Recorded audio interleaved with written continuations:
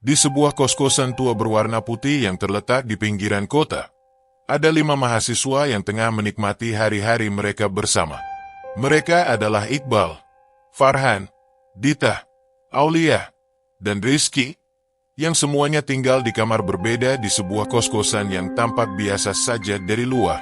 Kos-kosan itu milik seorang ibu tua yang sering terlihat duduk di kursi rotan, menyulam benang di bawah pohon beringin tua di halaman depan kosan itu.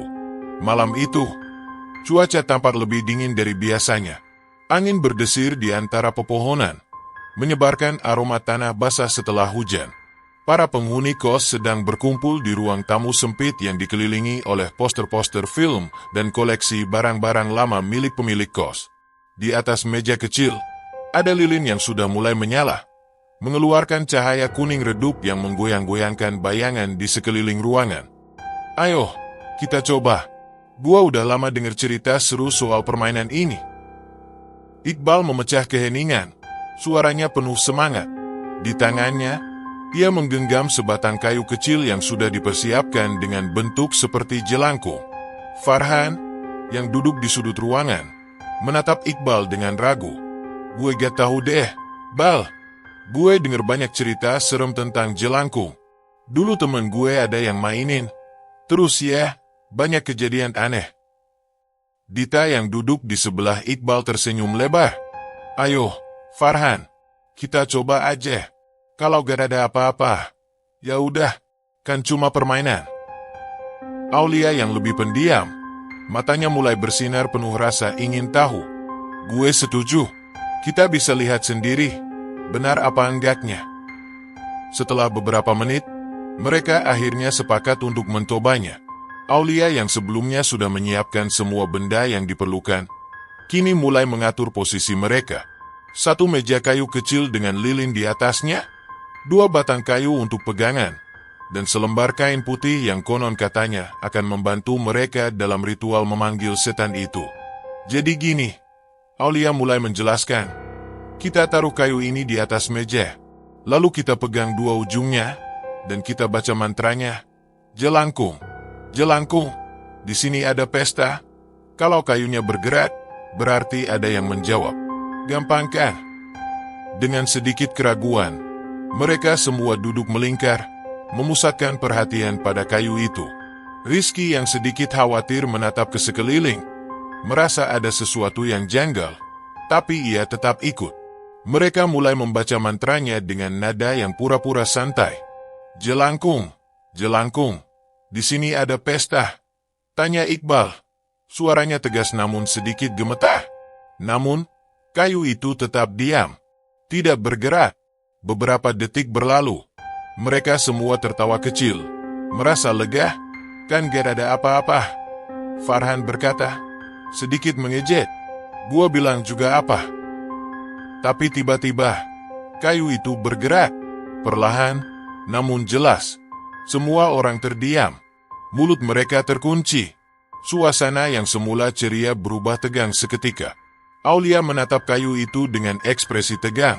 Sementara Dita hampir tidak bisa menahan napasnya. Itu kok bisa? Rizky berbisik. Suaranya hampir tidak terdengar. Mereka bertanya lagi. Kali ini, lebih hati-hati. Jelangkung, jelangkung, siapa yang ada di sini? Tunjukkan siapa kamu. Tanya Aulia dengan suara bergetar. Kayu itu bergerak lebih cepat, membuat lilin yang ada di meja itu hampir terjatuh. Bayangan mereka yang terpantul di dinding menjadi semakin aneh dan distorsi, seolah menyatu dengan kegelapan yang mulai menutupi ruangan. Farhan, yang sejak tadi berusaha terlihat tenang, mulai menatap dengan penuh ketakutan. Sudah, berhenti. Ini gak lucu, teriak Farhan. Tubuhnya gemetar, tapi saat itu juga, lampu di ruang tamu mati dengan sendirinya, meninggalkan mereka dalam kegelapan. Semua terdiam, hanya terdengar suara napas yang berat dan terengah-engah. Tiba-tiba, terdengar langkah kaki yang berat, menggeretak keras di lantai kayu. Langkah itu datang dari arah atas, dari lantai 2. Iqbal, lo denger gak? Bisik Dita. Wajahnya pucat. Ada yang jalan di atas. Iya, gue denger. Jawab Iqbal. Tubuhnya kaku. Ia mencoba menenangkan diri, meskipun hatinya mulai berdebar tak terkendali. Farhan yang terpaksa berdiri dari tempat duduknya mencoba membuka pintu. Tapi pintu itu terkunci rapat seolah ada yang menghalangi dari dalam. Aulia mendekati jendela dan menarik tirainya. Tapi tak ada apa-apa di luar. Hanya kegelapan malam yang semakin pekat. Lari! Cepat! Teriak Rizky. Suaranya terdengar panik. Mereka berlari keluar dari ruang tamu, menuju ke halaman depan kosan. Namun, sebelum mereka bisa keluar, terdengar suara tawa yang dalam. Tawa yang sangat asing dan mencekam. Mereka semua berhenti. Tawa itu berasal dari ruangan sebelah, yang selalu terkunci dan tidak pernah mereka masuki. Tawa itu seakan datang dari dalam dinding. Langkah kaki itu semakin dekat. Mereka bisa mendengarnya dengan jelas. Dan tiba-tiba, dari balik dinding, ada sesuatu yang muncul.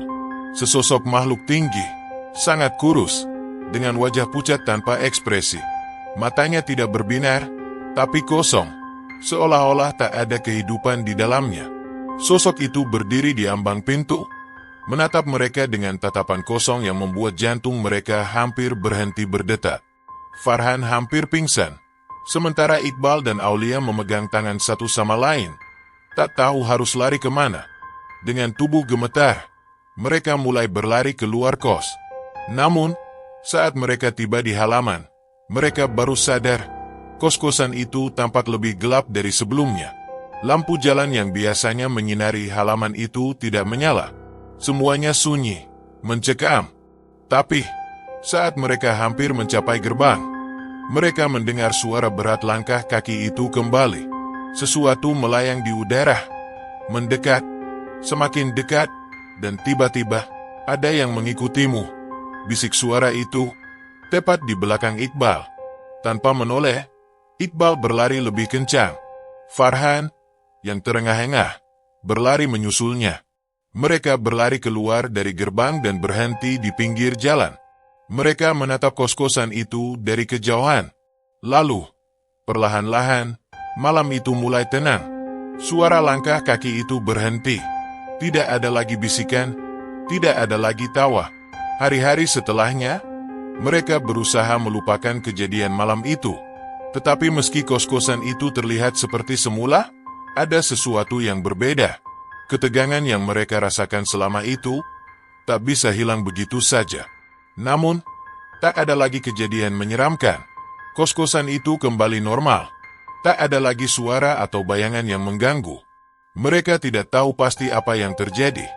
Namun mereka semua sepakat satu hal. Sejak malam itu, mereka tak akan pernah lagi mencoba hal seperti itu. Kos-kosan itu, yang dulunya terasa seperti rumah kedua, kini terasa sangat asing. Seperti ada sesuatu yang mengawasi mereka dari balik dinding. Sesuatu yang tak bisa mereka jelaskan. Dan meskipun semuanya terlihat biasa lagi, ada perasaan yang tak bisa mereka hilangkan. Kadang-kadang, saat mereka sendirian, mereka bisa merasakan mata yang menatap mereka, dan tawa yang mengerikan, bergaung di dalam hati mereka. Sejak kejadian malam itu, kehidupan Iqbal, Farhan, Dita, Aulia, dan Rizky tidak pernah kembali seperti semula.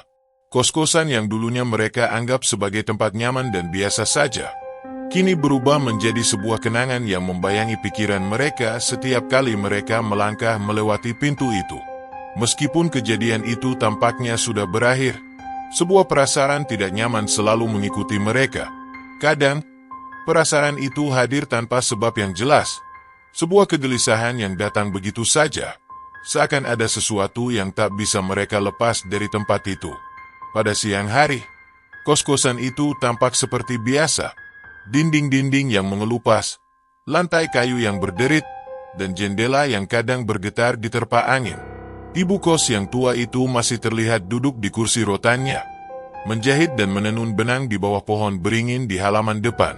Tidak ada yang berubah, hanya saja mereka tahu ada sesuatu yang tersembunyi di dalamnya. Beberapa minggu setelah kejadian itu, mereka memutuskan untuk mengakhiri kebisuan mereka, untuk berbicara satu sama lain tentang apa yang terjadi malam itu. Mereka duduk di ruang tamu, yang sekarang terasa lebih gelap, meski siang hari. Farhan adalah orang pertama yang membuka percakapan. Apa yang sebenarnya terjadi malam itu? Tanya Farhan. Suaranya masih terasa berat, seolah bertanya pada dirinya sendiri lebih daripada pada orang lain. Ia melihat ke arah Dita dan Aulia, dua orang yang paling berani saat itu. Gua masih nggak ngerti itu beneran apa cuma halusinasi kita aja. Aulia yang biasanya tenang, kini tampak lebih serius. Gue nggak tahu, Farhan. Tapi yang gue rasakan malam itu bukan halusinasi. Ada sesuatu yang ada di sana. Sesuatu yang entah kenapa merasa seperti sudah menunggu kita. Dita menunduk, tampaknya berusaha mengingat-ingat detail dari malam itu. Waktu suara itu mulai terdengar langkah kaki dari atas, aku mulai merasa ada yang salah. Rasanya nggak mungkin itu cuma angin atau ilusi. Dan waktu kita berlari keluar, aku masih bisa dengar tawa itu. Tawa yang nggak pernah bisa gue lupa. Rizky, yang sejak malam itu lebih pendiam, hanya mengangguk pelan. Ada satu hal yang gue ingat dengan jelas.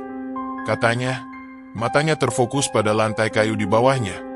Saat kita hampir keluar dari kos, gue dengar suara bisikan. Itu datang dari dalam dinding, langsung ke telinga gue.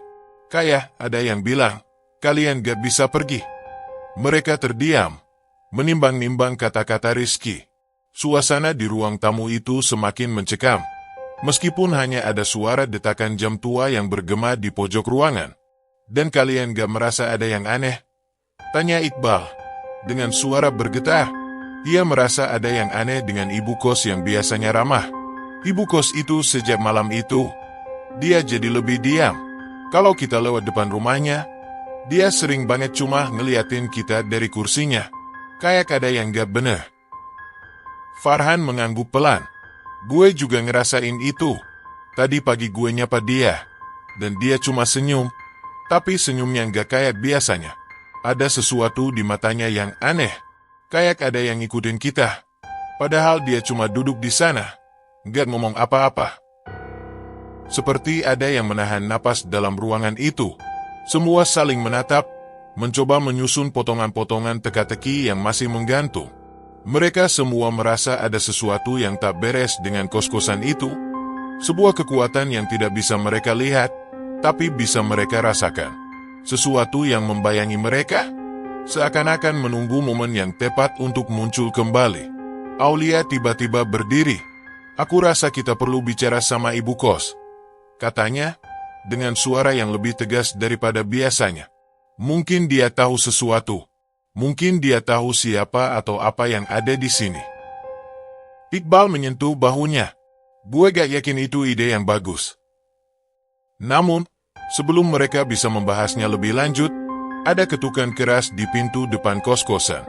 Tok, tok, tok. Semua menoleh, saling pandang. Ibu kos tidak pernah mengetuk pintu mereka, apalagi dengan cara yang begitu tergesa-gesa. Siapa itu? Tanya Dita, mencoba berbicara dengan tenang meski jantungnya berdebar. Tidak ada jawaban. Namun, mereka bisa merasakan ada sesuatu yang mengambang di udara. Sebuah ketegangan yang terasa sangat kuat, seperti ada mata yang mengawasi mereka dari balik dinding. Iqbal yang paling berani berdiri dan berjalan ke arah pintu. Aku buka, ya, katanya. Namun suaranya sedikit gemetar. Ia membuka pintu perlahan. Begitu pintu terbuka, mereka tidak melihat siapa-siapa di luar. Hanya ada udara malam yang dingin dan gelap. Tidak ada jejak kaki. Tidak ada suara apapun. Pintu itu hanya terbuka lebar, membiarkan angin malam masuk ke dalam. Namun, ketika mereka menutup pintu kembali, sebuah suara terdengar di telinga mereka. Suara yang mereka kenal. Suara tawa yang pernah mereka dengar malam itu. Tawa itu datang begitu jelas, begitu dekat. Ibu kos, mungkin dia bukan siapa yang kita kira. Gumam Aulia, wajahnya pucat pasi. Dengan ketegangan yang semakin mencekam, mereka akhirnya memutuskan untuk segera pergi dari kos-kosan itu. Mereka tidak tahu apa yang sebenarnya terjadi, tetapi perasaan takut yang menguasai mereka sudah tak bisa dibendung lagi, dan mereka memutuskan untuk pindah dari kos itu. Mereka mengemas barang-barang mereka dalam diam, berusaha menghindari melihat ke arah dinding yang seakan-akan memandang mereka dengan tatapan kosong. Ketika mereka keluar dari kos, ibu kos masih duduk di kursi rotannya, seperti tidak terjadi apa-apa. Namun, kali ini, tidak ada senyum di wajahnya, hanya tatapan kosong, yang terasa begitu tajam. Sesaat setelah mereka pergi, angin malam bertiup kencang, dan daun-daun kering berguguran di halaman. Mereka tidak tahu apakah kejadian malam itu akan terus mengganggu mereka, atau apakah mereka akan pernah kembali ke tempat itu lagi. Tapi yang pasti, satu hal yang selalu mereka ingat, di kos-kosan itu, ada sesuatu yang tidak akan pernah bisa mereka lupakan, sesuatu yang menunggu di dalam kegelapan, di balik dinding, menunggu kesempatan untuk muncul kembali. Kos-kosan itu kini tetap berdiri, sepi dan kosong. Namun, bagi mereka yang pernah merasakannya, tempat itu tidak akan pernah bisa dianggap biasa lagi.